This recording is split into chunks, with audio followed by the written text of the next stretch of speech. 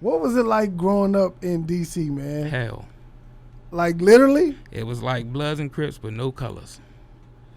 Man, I remember seeing in high school, you remember the videos they used to do? I think it was called like bum fights or something like that. Mm-hmm. Them DVDs they used to have.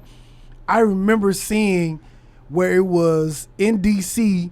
where people was getting beat up and jumped, and it was like right across the street, like you talking about, from the White House, and I was like, oh hell nah, D.C. is crazy. I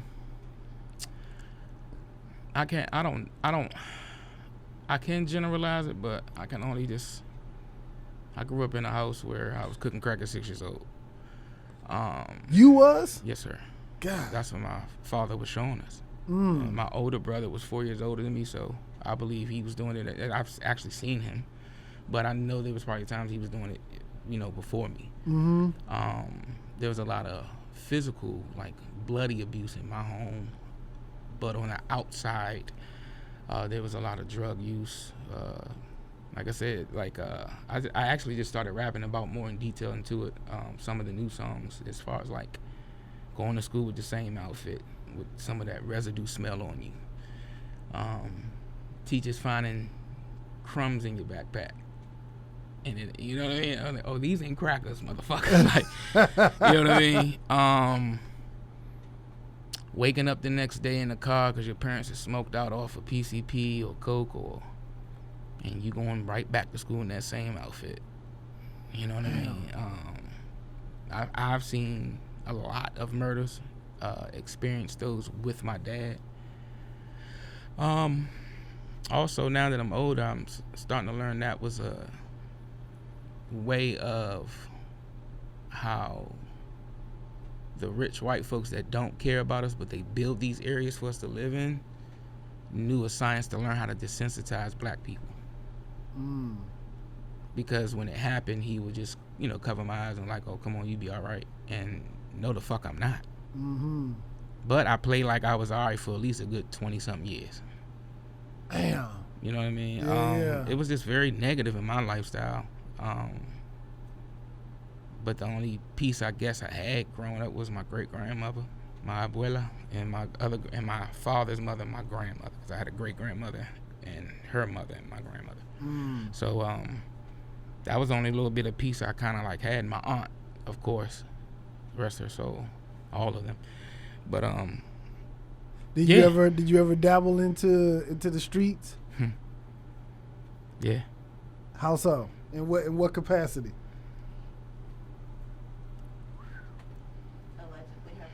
Allegedly, hypothetically.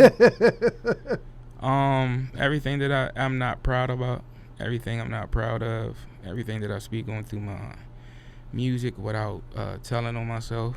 But it's the typical cliche.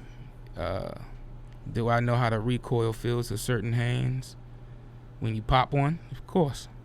Do you know? Say that again. The recoil. Okay. The pop back. Okay. Do I know about cold sweats when you don't know if that person got hit or not? Yeah. Do I know about really coming up and taking care of things financially? Oh yeah. Yeah. Oh yeah. Damn. Like I said, I had a clothing store by the time I was 13 years old. How are you doing all this shit so young? Like, that's the lifestyle. Most kids, and that's the thing. Like, even I can compare us to like a Southern New York, because by the time you're 6 and 7, growing up in DC, or you in the hood areas of PG County, where you can literally walk across the street and be in DC, kids are already catching the bus by 6 and 7 years old, and I'm talking about the metro to get to school. Like a rack of kids on that borderline will catch buses, Maryland or Metro, because there's no such thing as a Maryland or DC bus. It's only Metro, and then you have county buses that's outside, way far. But outside of that, yeah, it's kids.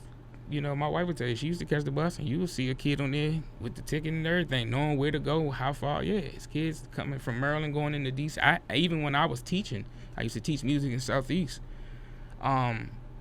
A lot of my kids went to school in DC, but still had to catch more buses to get to the after school program in DC. It wasn't like close by or nearby. Some of them, but okay. majority, yeah, that's what I'm saying. It's a life of independency on your own, basically. Like I said, kids is already catching the bus at 6 and 7. By the time I was 6, I wasn't just cooking that, but I was also, I think I had a gift of seeing something and then going and doing it. So, like, my first thing I learned how to cook was a bologna, egg, and cheese sandwich just by watching, because nobody taught me how to cook. It's just my bigger brother, oldest brother, was in the house. He didn't give a fuck what was going on in the house, and I'm like, oh, this is my chance to do it, and I did it. After that, I started cooking. But my grandmother, I used to sit and watch her. She'll make me sit and watch. That's how I learned how to cook, though. So it was just a life of independency for a lot of kids in our lifetime, and our generation growing up. Even still now, though, it's still now going on the same thing. Like I said, you not a lot now, but back then, yeah, you can see a 6, 7, 8-year-old kid in DC with a pistol, some coke, and fly it in your father. That's like crazy. More fresher clothes than some of these rich folks out there. Like, yeah. But they'll pop your damn brains quick. God damn. So, now that gentrification is going through, it's still not stopping, because, now we have a thing where it's a lot of kids getting shot by random bullets now in D.C. That's been going on for the past, 6, 7 years now. But that's why I try to tell people, imagine living in a city with gangs, but it ain't no colors. And that's why I said no disrespect. I know that because I have a sister that was involved. You know what I'm saying? My place was definitely involved. She showed me the game. You know what I'm saying? Showed me, took me there. I've been around it. I know what it is. But in D.C., and we respect that because we got cousins from the West. You know what I'm saying? But most D.C. niggas man, we don't give a fuck of what, I'm from Uptown, you from Southeast. I don't give a fuck what color you, and I will bust your goddamn brains open. Yeah. So most people in the West don't see it. Yeah, it's messed up because of that. But it's a little bit of more peace. Because where I'm from, we don't care about none of that. Right. It's just that you did something, and I'm gonna get you. Yeah. It's just what it is. So to me, that seems like more chaos. To me, just when you describing it seems like more chaos. Your city can be on that. See, that's what I'm saying. Probably back then, I don't even remember. Our city was on national TV one time called "City Under Siege" about Washington D.C. and the coke epidemic. Was that when when the mayor got caught? No. This is when Rayful was fucking the city up, and Mike Frey and all of the. No man. It was just murders on top of murders. I remember walking in the alley one time in Adams Morgan. Adams Morgan now is Adams Morgan for the alphabet people now, kind of. Okay. Yeah, as Dave Chappelle called it, if I'm not mistaken. No disrespect to them, because I got family. But back then, Adams Morgan was the area where people would go hide and smoke, whatever it is. Certain, because my parents did it. But I remember one time with my father walking at this specific school. Do you remember that school I showed you? And we used to sleep down there sometimes in the stairwell. But I remember walking to an alley outside of it, going down before you get to the school, and it was a body there. It was done. It was a corpse, but it was just like I said, the desensitizing of my father's emotions of. You be all right. That was one of his favorite slogans, and I'm like, yo, this is I done lost count, brother. You know what I mean? And I started realizing it too. A couple years ago, me and my brother, we was out and about. This when he had a red Hyundai, and we got shot at. For no reason? Because my cousin got out the car to take a piss, and somebody was like, yo, who that? And he was like, I'm just taking a piss. Who that? And they just pop, pop, pop, pop, pop. And my middle brother, he's a nonchalant, I don't care.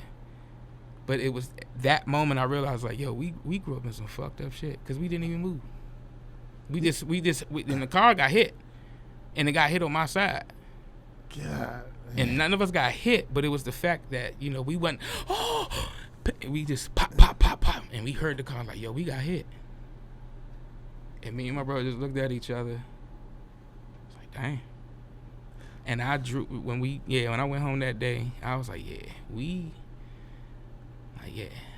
I need some therapy, bro. That's like, that's exactly what I was thinking. I've been going it. I actually have a therapist though, you know what I mean? But it was just realizing that, cause she, you know, will always tell my wife, well, you need therapy, and I'm like, I really lived in that black taboo, like black people don't need therapy. What the hell? Like, nah, we do.